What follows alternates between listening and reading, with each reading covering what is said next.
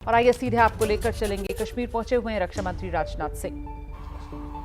जम्मू कश्मीर के lieutenant governor Shri Manoj ji Sinha, Jammu Kashmir के मुख्यमंत्री जनाब अमर अब्दुल्ला साहब, chief of army staff general Upendra Dwivedi, GOC C northern command lieutenant general Prateek Sharma, GOC 15 corps lieutenant general Prashant Srivastava और हमारी आर्म्ड फोर्सेस के सारे ऑफिसर्स और मेरे बहादुर जवानों, सबसे पहले आतंकवाद और आतंकवादियों से लड़ते हुए हमारे जिन बहादुर जवानों ने अपनी शहादत दी है, उनकी शहादत को मैं नमन करता हूं, उनकी मैं स्मृति को नमन करता हूं। और साथ ही पहलगाम में जो निर्दोष नागरिक आतंकवादियों के द्वारा मारे गए हैं, उनकी भी स्मृति को मैं नमन करता हूं। मैं हमारे घायल सैनिकों के साहस को भी नमन करता हूं और ईश्वर से यह प्रार्थना करता हूं कि वह जल्द से जल्द स्वस्थ हो जाएं। मेरे दोस्तों, इन विषम परिस्थिति में आप सबके बीच आज आकर मैं स्वयं को बहुत ही गौरवान्वित महसूस कर रहा हूं।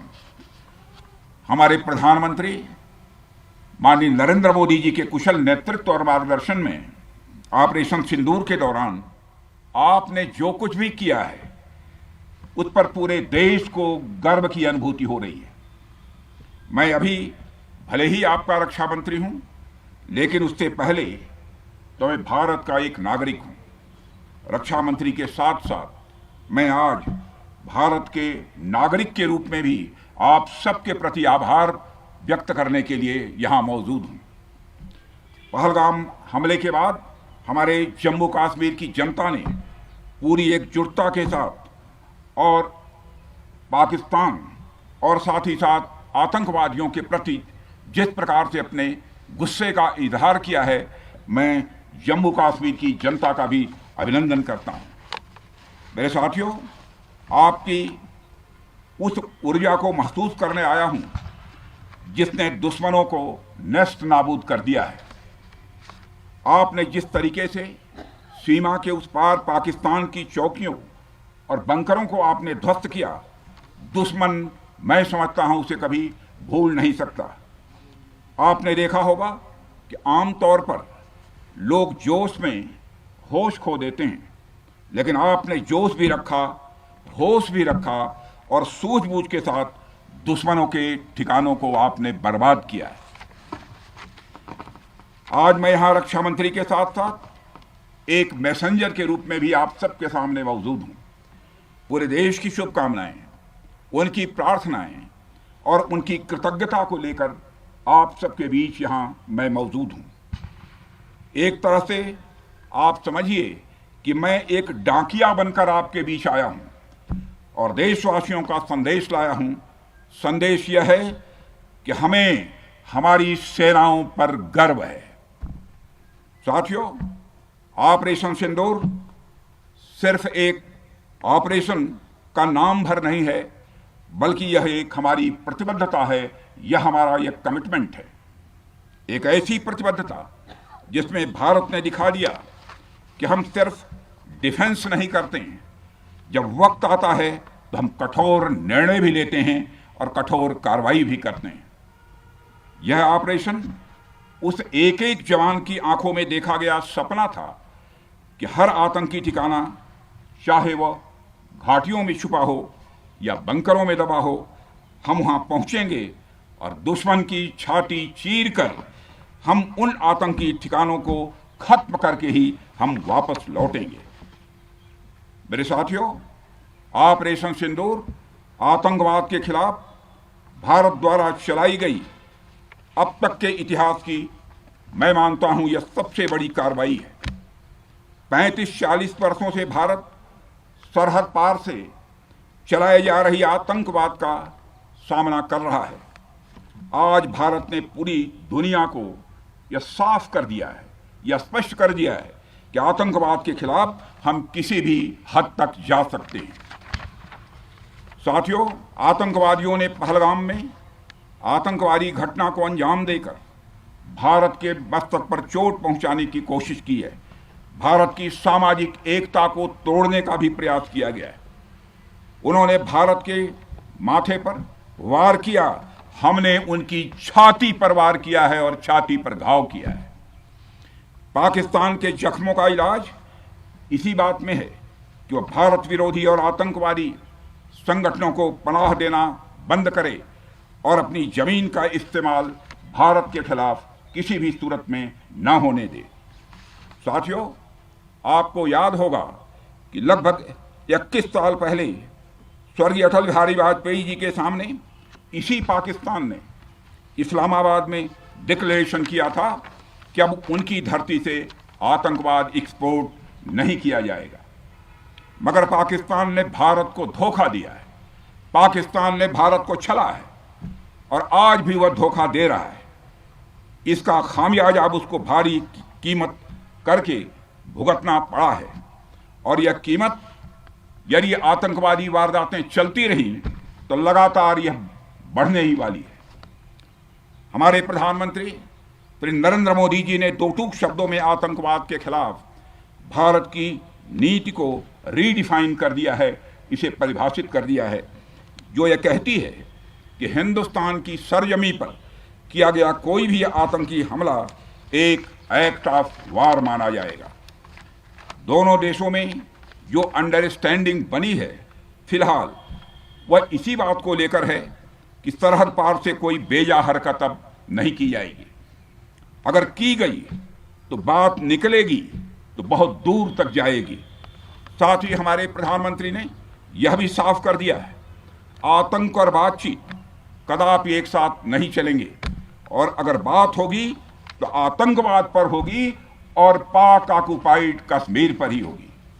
साथियों, ऑपरेशन सिंदूर की कामयाबी ने पाकिस्तान में छिपे आतंकी संगठनों और उनके आकाओं को भी यह साफ बता दिया है कि वे कहीं भी अपने आप को महफूज और सुरक्षित न समझें। अब वे हमारे बहादुर भारतीय सेनाओं के निशाने पर हैं। दुनिया जानती है हमारी सेनाओं का निशाना अचूक है और जब वो निशाना लगाते हैं तो गिनती करने का काम वह दुश्मनों पर छोड़ देते हैं।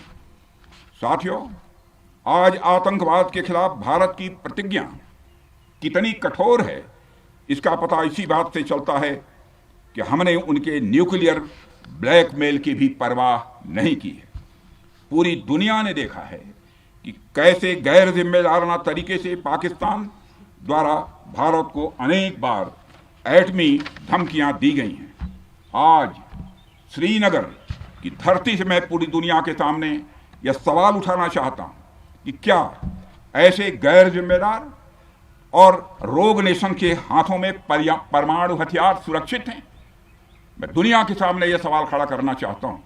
मैं मानता हूं कि पाकिस्तान के एटमी हथियारों को IAEA international atomic energy agency की निगरानी में लिया जाना चाहिए। मैं ये कहना चाहूँगा और साफ तौर पर कहना चाहूँगा।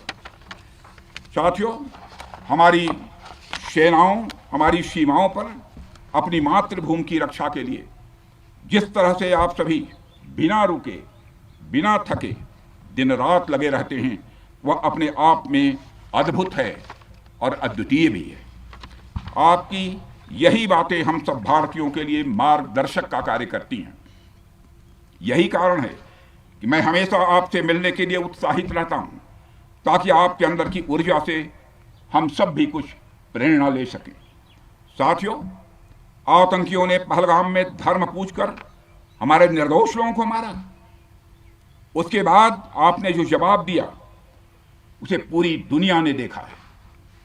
उन्होंने यह नहीं सोचा कि आम नागरिकों ने उनका क्या बिगाड़ा है, उन्होंने ऐसा क्या किया है कि उन्हें मार दिया जाए। पर मैं यह कहना चाहूंगा, आतंकियों ने भारतीयों को धर्म पूछकर देखकर मारा, धर्म पूछकर मारा, तो हमने आतंकियों को उनका कर्म देखकर मारा है। उन्होंने धर्म देखकर बेगुनाहों की जान ली, यह पाकिस्तान का कर्म था। हमने कर्म देखकर उनका खात्मा किया, यह हमारा भारतीय धर्म है।